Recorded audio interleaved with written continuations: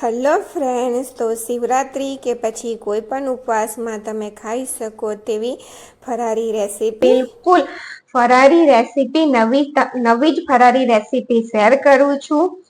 તો half cup સાબુદાણાની અંદર પાણી રેડી તેને 2-3 વખત સરસ રીતે ધોઈ લેવાના, જેથી તેની અંદરનું સ્ટાર્ચનું પ્રમાણ નીકળી જાય. અને જેટલા સાબુદાણા લીધા તેટલું જ આપણે હાફ કપ પાણી લેવાનું છે. પાણી એડ કરી અને તેને ઓવરનાઇટ માટે કે પછી તમે 3 થી 4 કલાક માટે તેને પલળવા માટે રાખી દેવાના છે.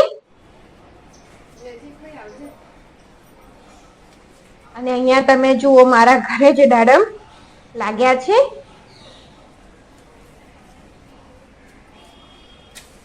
અને આ રેસીપીમાં આપણે દાડમનો પણ ઉપયોગ કરવાના છે, તો ઘરેથી જ તોડી લઈએ. અને આ રીતના નાના જ થાય છે. અહીંયા બીજી બાજુ સાબુદાણા આપણા પલળી અને તૈયાર થઈ ગયા છે. અને બિલકુલ છૂટા સાબુદાણા પલળી અને બિલકુલ સોફ્ટ તૈયાર થયા છે.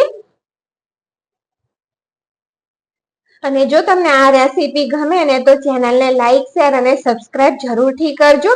તો તેની અંદર 1/3 કપ બાફેલા બટાકા એડ કર્યા છે.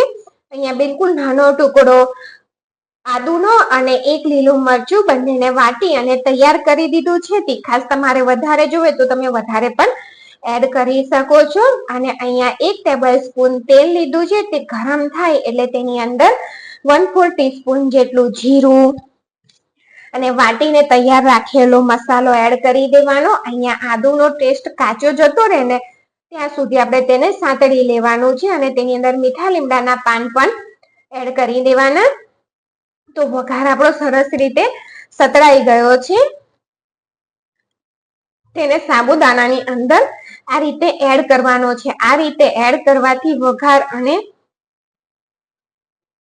પણ ટેસ્ટ આવી જશે ને ઓછા તેલમાં ઉપવાસમાં આપણી આ રેસીપી તૈયાર થઈ જશે. સાબુદાણાને આ રીતે તેલનું કોટિંગ કરીએ, તેલનું કોટિંગ કરવાનું છે, જેનાથી તેને સ્ટીમ કરીશું ને ત્યાર પછી તે એકદમ સરસ રીતે છૂટા તૈયાર થાય છે. એટલા માટે તો સ્ટીમર રાખી દીધું હતું, તેની અંદર તપેલી રાખી દેવાની અને ઢાંકી અને તેને મીડિયમ ટુ હાઈ ગેસની ફ્લેમ પર 5 મિનિટ માટે કૂક કરવાનું.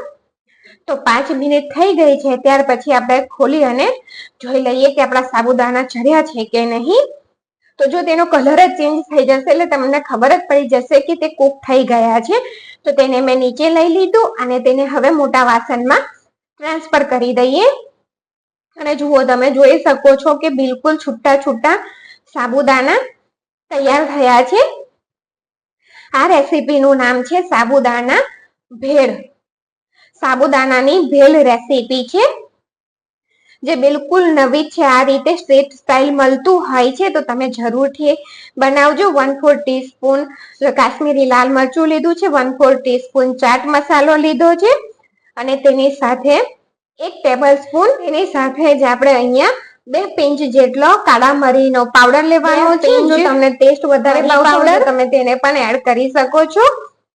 આ ભેળની રેસીપી જો તમને ગમે ને તો ચેનલને લાઈક, શેર અને સબસ્ક્રાઇબ જરૂરથી કરજો. 1/2 ટેબલસ્પૂન દળેલી ખાંડ, 1 મીડિયમ સાઈઝનું ટામેટું જેને મેં ઝીણું કટ કરી અને તૈયાર કરી દીધું છે.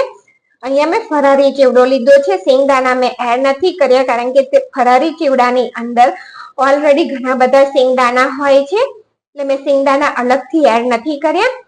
થોડો ફરારી ચેવડો અંદર એડ કરી અને સરસ રીતે બધી વસ્તુને મિક્સ કરવાનું.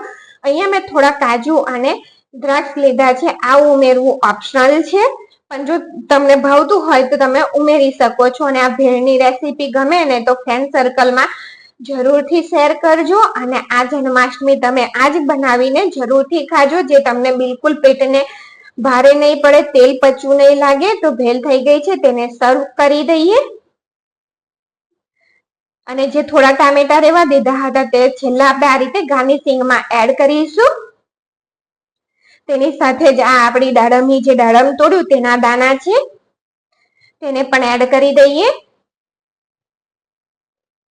અને તેની સાથે જે ફરારી ચેવડો થોડો રવા દીધો હતો તેને એડ કરી દઈએ. તો આપણી બિલકુલ ઓછા તેલમાં તૈયાર થયેલી ટેસ્ટી સાબુદાણા ભેળ બનીને તૈયાર થઈ ગઈ છે, જે તમે કોઈ પણ ઉપવાસમાં ખાઈ શકો છો.